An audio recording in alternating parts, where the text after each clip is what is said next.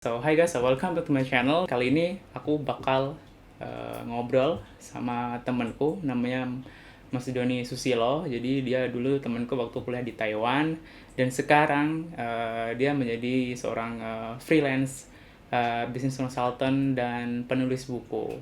Tapi sebelum itu, kita intro dulu.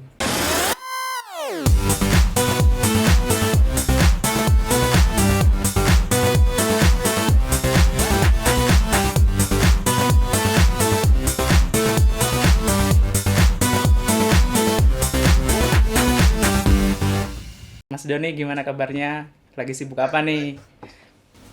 Ya, sekarang saya lagi sibuk nulis buku motivasi, Mas. Oke, kalau boleh tahu motivasi tentang apa nih? Motivasi ini mengenai ya pengembangan diri manusia, gitu. Karena kan setiap manusia ini terlepas dari apapun latar belakang mereka, Mhm. berapa usia mereka, dan baik itu laki-laki atau perempuan, semua kan mereka menjalani hidup ini kan pasti ada naik turun.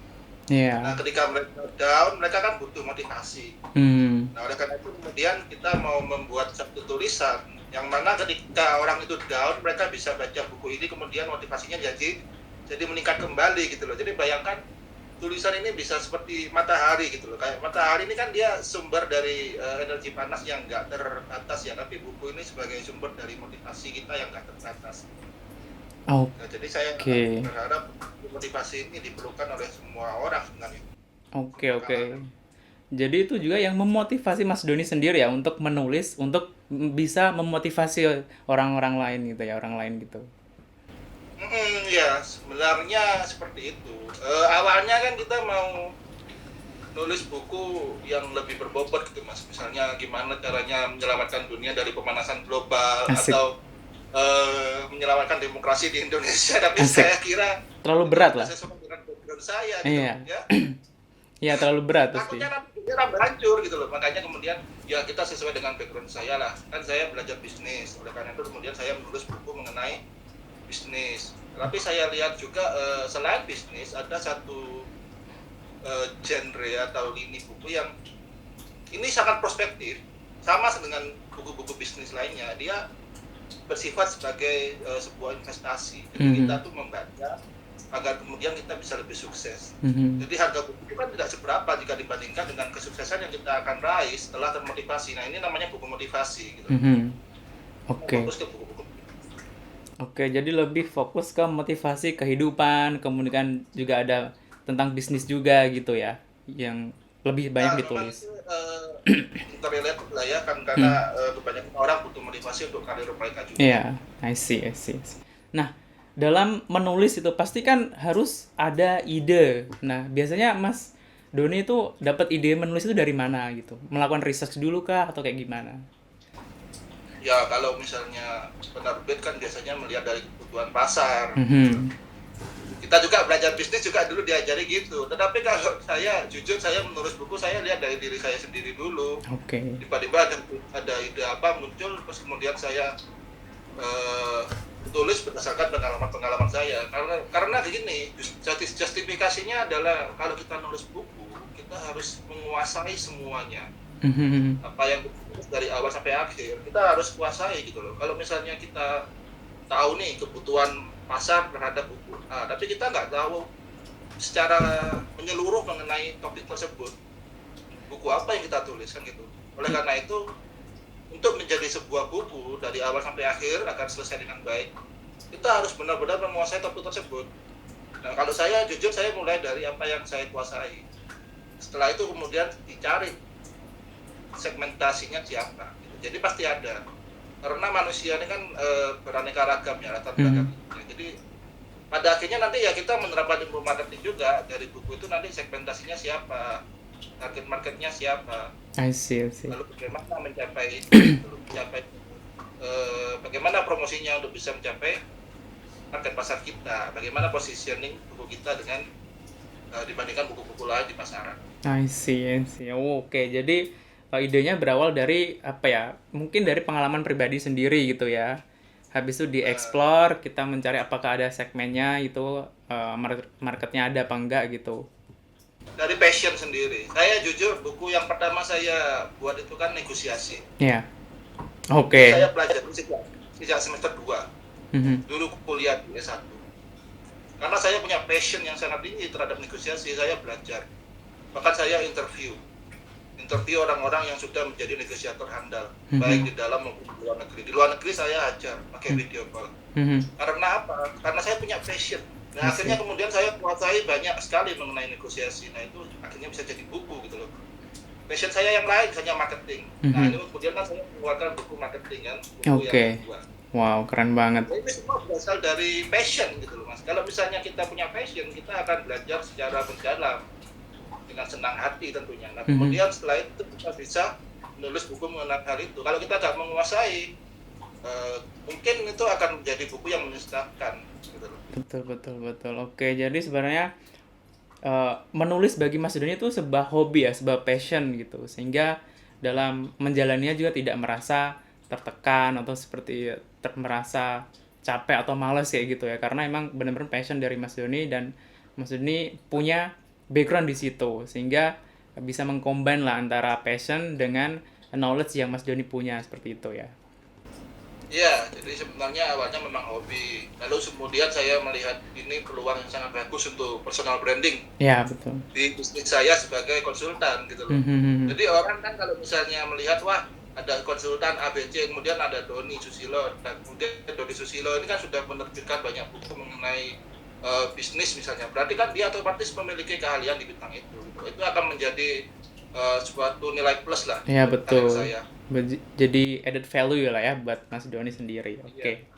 Nah, terus pertanyaan selanjutnya pastinya ada dong kesulitan dalam eh, berkarya atau misalnya sebagai seorang penulis apa sih kesulitannya, obstacle-nya itu apa aja hambatannya yang dihadapi?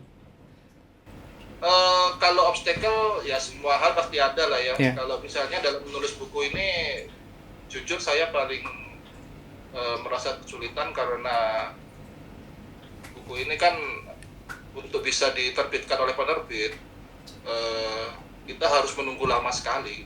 Mhm. Bayangkan saja kita menunggu, kita sampai satu penerbit, dia butuh waktu 2 sampai 3 bulan untuk Mhm. membaca buku kita. Kemudian jika hasilnya ditolak, kita baru bisa ke penerbit lain, ulang lagi dari awal 2 sampai 3 bulan. Mhm. Nanti ketika akhirnya ada penerbit yang ACC, Mhm. proses dari dia mulai ACC dari awal tanda tangan perjanjian sampai dicetak dan didistribusikan itu lama sekali gitu loh. Hmm. Berselang 4 bulan, saya paling cepat pernah 4 bulan, Hmm. sampai yang 1 tahun, 10 Wow. tahun baru selesai. Nah itu kan membuat apa ya namanya, kita menjadi merasa malas sebenarnya. Iya. Kalau misalnya bisa cepat gitu ya tak apa-apa gitu loh. Sekarang misalnya ada opsi penerbit indie kan, banyak penerbit di luar Mhm. sana yang publish buku kita secara cepat, Mhm. tapi tentunya ada biaya, Mhm. tapi mereka tidak bisa membantu distribusinya kan. Artinya memang pekerjaan mereka itu gitu loh, mereka mencetak buku untuk orang lain tersebut membayar, tapi promosinya kan tidak bisa mereka lakukan sempurna untuk kita gitu loh. Iya, iya. Memang seleksinya mudah sekali karena kan kita memang membayar. Kalau saya lebih suka penerbit yang besar agar kemudian kita bisa sekalian latihan lah untuk bisa mengembangkan diri kita dan kemampuan menulis kita. Oke. Lalu yang satu lagi masalahnya itu adalah di marketnya, Mas. Hmm. Kalau market di sini ini kurang fair. Kalau penerbit sih fair. Tapi kalau marketnya, konsumennya itu di Indonesia Anda tahu ya. Kalau misalnya punya uang 50.000, Anda ke kafe bayar 50.000, enggak gitu, enggak Iya. masalah. Tapi kalau Iya. untuk beli buku 50.000 keberatan gitu, enggak Iya. mau. Nah, Mhm. ini padahal buku-buku kan yang saya maksud ini kan sebenarnya buku yang bersifat investasi. Ya, oke. Agar kemudian setelah Anda membaca, Anda bisa lebih sukses dan mendapatkan uang yang lebih banyak lagi. Sebenarnya ini kan murah. I see, I see. Jadi sebenarnya obstacle yang pertama itu dari publisher gitu ya. Waktu tunggu yang lama gitu kan. Misalnya di approve pun juga harus nunggu lagi untuk proses penerbitan seperti itu ya. Belum kalau misalnya proses promosi juga itu bakal dibantu oleh penerbit apa kita sendiri ya, Mas? Kayak Ya, ditempatkan di beberapa bookstore kayak gitu. ya penerbit bantu Hmm. promosi. Dia memang memiliki tanggung jawab dalam hal itu. Justru seharusnya mereka yang melakukan itu. Tetapi mereka, mereka biasanya meminta partisipasi aktif dari penulis untuk membantu. Cuman kan penulis bagaimanapun adalah penulis ya, biasanya mereka praktek-praktek pemasarannya kan kurang. Iya. Tapi kalau saya kan saya menguasai, jadi saya sempat membantu kemarin, bahkan kita sempat kirim ke artis-artis saya yang berlisensi, kirim ke artis-artis nasional untuk kemudian produk buku kita. Saya juga sedang merencanakan bersama publisher saya sekarang untuk bikin kompetisi misalnya. Jadi kompetisi saya kasih satu pertanyaan, misalnya ya apa arti kesuksesan dalam hidup Anda dan bagaimana kemampuan bernegosiasi ini dapat membantu kita untuk mencapainya. Misalnya. Jadi nanti semua akan mengasih jawaban dan kemudian beberapa pemenang terpilih nanti akan diberinya gratis. Itu kadang partisipasi aktif dari penulisnya untuk mengajukan itu. Nah yang menyeleksi saya, gitu, menyeleksi pemenangnya. Tapi kalau di publisher sendiri mereka ya juga sudah punya program-program pemasaran sendiri. Mereka yang kirim ke bookstore, ke Gramedia, mereka juga memberikan diskon, ya kan? Memberikan, mereka bahkan ada yang membuat podcast, ada yang membuat berbagai macam promosional material untuk kemudian agar orang-orang tertarik membeli buku kita. Iya, betul. I see. Ya, selain tadi juga obstacle-nya karena minat baca masyarakat Indonesia yang masih kurang gitu ya. I see. Nah, terus menurut Mas Doni sendiri nih, kan tadi udah dijelasin sebenarnya nulis itu passion. Kemudian obstacle sebagai seorang penulis di Indonesia juga seperti itu tadi udah dijelaskan. Tapi apakah dengan sebagai seorang penulis ini bisa dijadikan sebagai pekerjaan utama apa enggak sih gitu? Ya dengan kondisi market kita yang sekarang ini, kalau saya bilang bisa iya bisa tidak. Saya kenal seorang penulis novel yang cukup ternama, dia bilang menulis itu profesi dia. Iya. Dan memang Mas royaltinya beda jauh. Jadi buku-buku novel ini memang buku-buku non fiksi ini memang royaltinya lebih besar dibandingkan buku fiksi kalau dari versi saya ya. Dari pengalaman saya miliki sekarang, tetapi tidak tertutup kemungkinan di negara lain mungkin berbeda situasinya. Kalau di sini juga ada kemungkinan kalau Anda nulis buku non fiksi itu kan bisa diangkat jadi film. Iya, betul. Itu kan potensi. Jadi teman saya penulis novel bernama, dia bisa publish bahkan sampai ke seluruh dunia. Jadi bukunya itu dalam 4 bahasa. Wow. Nah itu royaltinya kan besar. Pasti. Jadi kalau bisa dibilang ini ya bisa jadi profesi gitu. Tapi tentunya tidak semua genre buku kalau saya bilang. Oke. Nah, tadi udah disebutin bahwa genre yang fiksi itu sebenarnya banyak peminatnya berarti kan? Apakah Mas Doni itu punya minat untuk beralih genre yang darinya motivasi, bisnis gitu kan, sekarang pengen beralih ke fiksi seperti itu? Nah, itu rahasia yang sebenarnya nggak mau saya ungkapkan dulu. Oh gitu ya? Jadi motivasi yang saya buat, itu saya sebenarnya ingin yang namanya membuat buku dengan genre campuran. Jadi saya ingin membuat motivasi buku motivasi yang juga di sana itu kita akan memasukkan cerita-cerita yang sebagian adalah pengalaman pribadi saya, tapi sebagian juga adalah cerita fiksi. Yang mana dari setiap cerita-cerita tersebut nanti itu ada pesan moral. Maka disampaikan terhadap pembaca. Jadi pembaca itu biar bisa memahami. Jadi setiap chapternya nanti akan ada pesan moral tersendiri bagi mereka. Jadi ini pendekatan yang mau saya lakukan di buku saya ke depannya. Oh, sih. Berarti ini mungkin bisa jadi next project lah ya. Iya. Masuk. Wow, komedi, bahkan nanti ada horor, semuanya masuk nanti. Jadi kita tuh memberi motivasi tuh nggak seperti apa ya, nggak seperti orang ngomong sendiri. Iya. Kita ke dalam bentuk cerita-cerita. Melalui cerita, sih. Juga dengan novel. Cool. Ya ditunggulah karya-karya selanjutnya Mas Doni. Iya. Nah, mungkin dari Mas Doni sendiri, selain sebagai seorang konsultan bisnis dan juga penulis, apakah ada pekerjaan lain gitu Mas? Kadang-kadang jadi kuli bangunan. Asik. Kadang-kadang Cocok. Ya konsultan bisnis itu aja. Dan Tapi saat ini kan di era pandemi seperti ini, apakah tetap masih banyak perusahaan-perusahaan yang berminat itu? Apakah masih diperlukan seorang bisnis konsultan seperti itu? Pastinya butuh lah ya untuk supaya perusahaan sustain kayak gitu kan. ya kebutuhannya beda. Misalnya kemarin industri ini itu sekarang kemudian kebanyakan ide bisnis yang diajukan itu terkait dengan industri kesehatan atau e-commerce. Karena kan memang di e-commerce sendiri kan memang ada terjadi peningkatan yang pesat ya dalam penggunaan internet gitu, selama pandemi, sehingga menimbulkan yang namanya opportunity baru di bidang yang sebelumnya mungkin bukan pekerjaan utama, sekarang juga jadi pekerjaan utama gitu, di bidang yang sebelumnya bukan industri yang prospektif sekarang menjadi yang sangat prospektif, mungkin yang paling prospektif. Jadi bergeser aja, selalu ada trade off lah. Ada yang hilang pasti ada yang muncul. Betul. Keren. Oke. Mungkin pertanyaan terakhir nih Mas, apa sih pesan-pesan buat teman-teman supaya termotivasi lah untuk tetap produktif, tetap bisa berkarya seperti Mas Doni ini. Jadi walaupun emang di era pandemi sekarang kan susah lah, yang misalnya banyak yang di layoff, banyak yang susah cari kerja. Mungkin dari Mas Doni sendiri, apakah ada motivasi nih buat teman-teman, pesan-pesan buat teman-teman? Ya, jadi yang mau saya katakan ini ya teman-teman, Anda jangan takut lah dengan perubahan yang kita alami sekarang ini. Karena ini kan sebenarnya bukan yang pertama kali. Jadi dari dulu sudah ada virus-virus yang juga sangat membahayakan seperti yang sekarang ini gitu loh. Tapi kemudian kan generasi yang lama juga sudah bisa melaluinya dengan baik. Gitu. Yang penting kan move on. Ini nggak beda jauh kok dengan ketika kita mengalami masa-masa sulit setelah baru diputusin oleh mantan misalnya. Kemudian kan kita harus move on gitu loh. Kemudian kita harus jadi posisi yang baru. Tapi yang penting adalah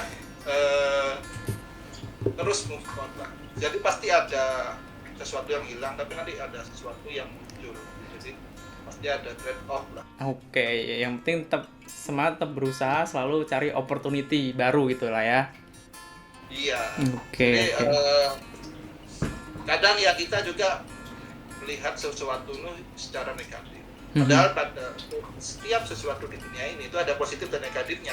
Sebagai contoh misalnya, dulu saya tidak melihat menulis ini sebagai salah satu talenta saya. Tetapi kemudian karena kondisi pandemi ini, akhirnya kita tidak ada pilihan lain, kita akhirnya lebih banyak laptopan, akhirnya kemudian saya menjadi terbuka untuk menulis, dan akhirnya ternyata saya tahu saya punya talenta di bidang menulis.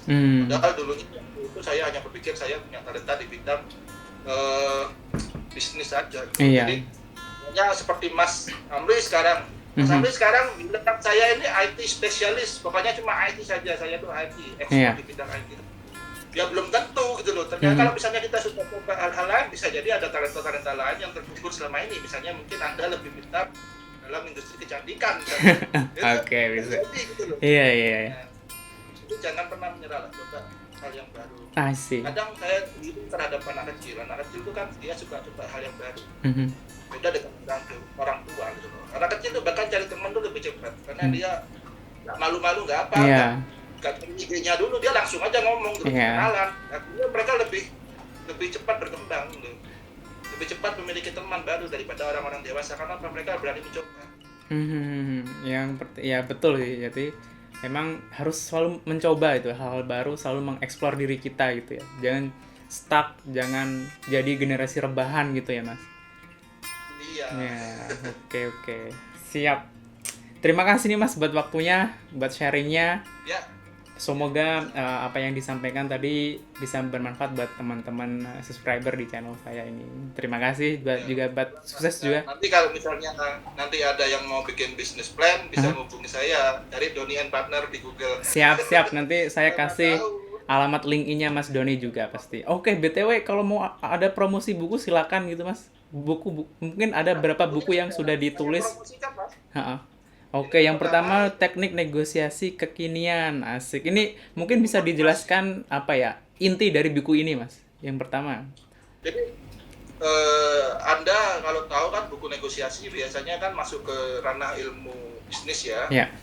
Tapi buku ini tidaklah buku yang sangat membosankan seperti itu. Hmm. Jadi kita nggak teori mentah seperti itu.